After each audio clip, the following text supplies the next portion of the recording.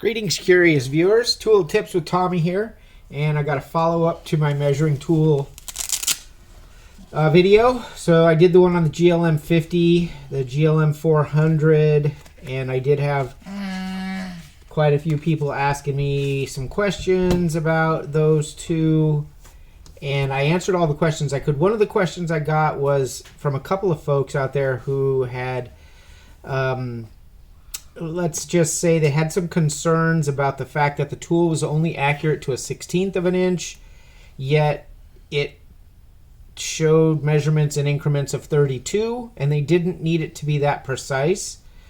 Bosch actually took feedback from the end users and then made some changes to this new one right here. This is the GLM 165 27CG. It's this one right here. I just bought it. So, yeah, this is what it comes with. Comes with a box. Comes with a pouch. It comes with a bigger pouch, so it's easier to put in and out. So that was one thing that they did, was they gave you a bigger, better pouch. It also comes with a belt clip that you just slide on and put a screw in there and it holds it on. One of the cool things is when it goes on your belt or whatever, it goes on upside down. So when you take it off your belt, whoop, it's ready to go. So once again, any red button will turn it on. This does turn on much quicker. You turn the button and within, like, I don't know, 1 second, it's up to ready to go, ready to take a measurement. Turning it off does take a couple of seconds to hold the button down. It also comes with a quick guide, which kind of shows you the selection of them, and then the full-on manual, which, you know, we file these things and just start pushing buttons and figuring them out. So one of the things, a couple of things actually from the GLM 50. It is similar in that you push the function button and it brings up the dial, and you can scroll through it. It's got all the same functions as the GLM 50. In fact, this is 165 feet, similar to the GLM 50. And it's got the same, you know, area, volume, indirect, wall height, stakeout, built-in level, memory. So it's got that. That's cool. If you have any questions about that, of course, you can watch my GLM 50 video and it'll explain all the different functions and what have you. But a couple of things they added were haptic feedback. So now when you push the button, it vibrates, similar to what your cell phone does when you get, you know, a message. It does a quick vibration. So this one, if you're not actually looking at the screen and you're maybe overhead or something, you push the button. When it gives you that feedback, it means that it's taken the measurement. So that's kind of cool. You know, once again, Bosch had listened to the feedback from the end users, and that was one of the things they wanted, was that that haptic feedback, or that, you know, one of those vibrator motors inside. Also, I will say that this is heavier than the GLM 50, than the complete other series. This is heavier, more substantial. It feels like it's in the hand, it's much better built, more solid. It's IP65 rated, so Ingress Protocol 65. I am not sure if the GLM 50 or any of the old series had any IP rating. You know, it'd probably take a little bit of, you know, splashed water. If you use it in the rain or something, it'd be fine. This one is actually good in a dust storm. You know, you can get it wet. You can't submerge it, of course, but if it gets wet, no problem. They've also added this particular unit uses 2 AA batteries, but they've also added a rechargeable lithium-ion cell that you can put on here, and it's got a little USB. I think it's a USB Type-C. I am not sure on that because I don't have the battery module yet. I'm going to get the battery module for it, but if you use it quite a bit and you run through those AA batteries, there is a battery module you can buy for it that lets you plug it in and charge it up just like you would a cell phone or anything else. You know, you just plug it in, charge it up, and then you're good to go. But the one function I wanted to talk about that I had a couple people ask me about, as I said earlier, was the measurement increments. So it would only measure to a 32nd of an inch. You couldn't change that. So if you know, maybe you only need, you know, you're not that precise, you need 1/8 inch increments. They've added what they call right here, it's the round up button. So when you turn that, and let me get it to a measurement here. So when you hit the round up button, so it lets you round it to whatever you want. So you can round it to, right now it's rounding to, here, I'll bring it in close so you can see. Hopefully you can see that.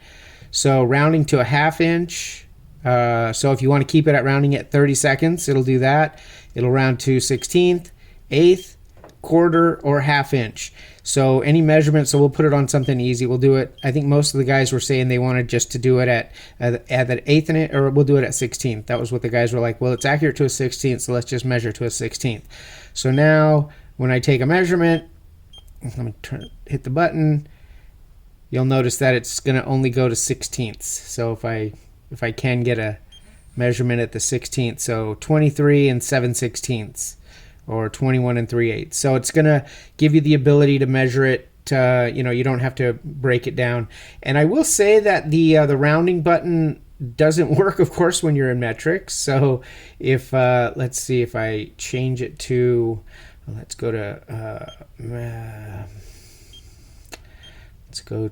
change the increments. It does also have Bluetooth.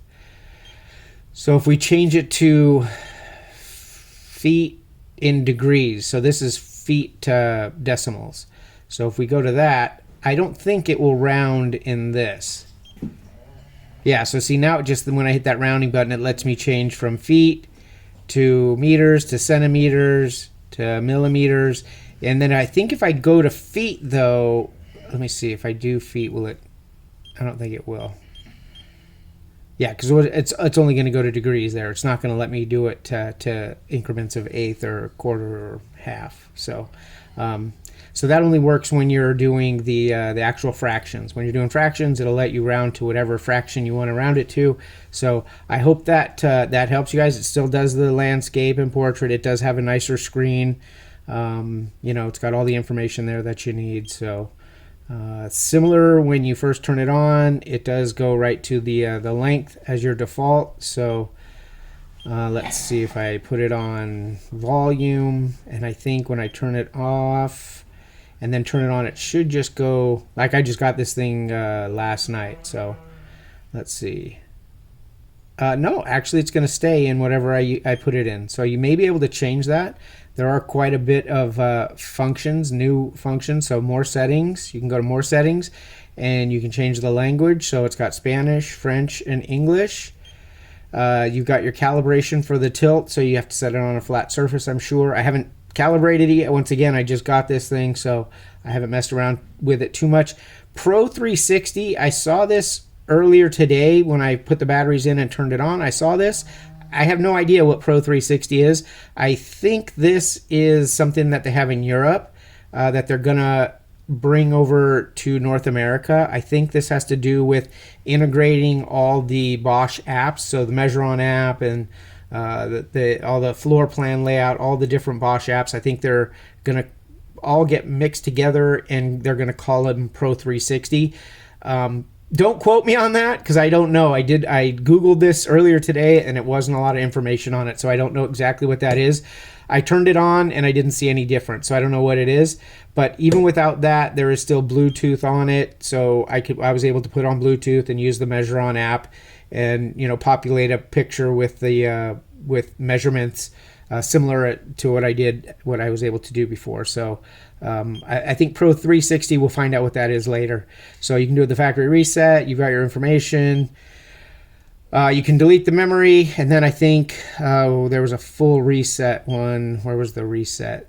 Delete memory. Oh, factory. That's the factory reset right there. So we don't want a factory reset. Thank you. No. And then I think that was it. There was one other thing. Yeah, so from here, of course, you can do the reference level. That's measuring from the front of the device, the back of the device, or the middle of the device. You can turn the audio signals on and off. And what's this? Okay, so that's your haptic feedback. You can turn that haptic feedback on and off. You can change the brightness. There is a battery saver mode. So if you turn the battery saver mode on, essentially what it does is it dims the screen. It turns the speaker off, or the noises, the beeping off, and it turns the haptic feedback off. I like all of those things, so I turn that off. And then back.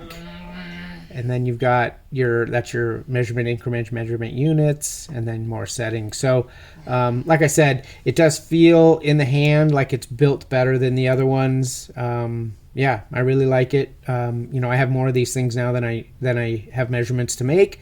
But nonetheless, this is better than the other one. They've listened to what the end users wanted, and they came out with something now that is, you know, fully featured, I guess you could say. It's got all the bells and whistles, all the things you want.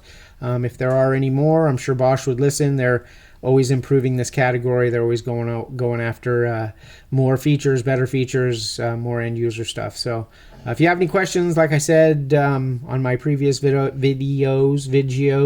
let me know, and I'll answer them. So that is all. Take care. You see all the jigsaw blades over here. That's my next video I'm going to do on jigsaw blades. So a little spoiler for you there. I'm going to talk about jigsaw blades. Woohoo! Exciting stuff over here at the Tool Tips with Tommy, eh? That is all. Take care. Have a good day. Peace!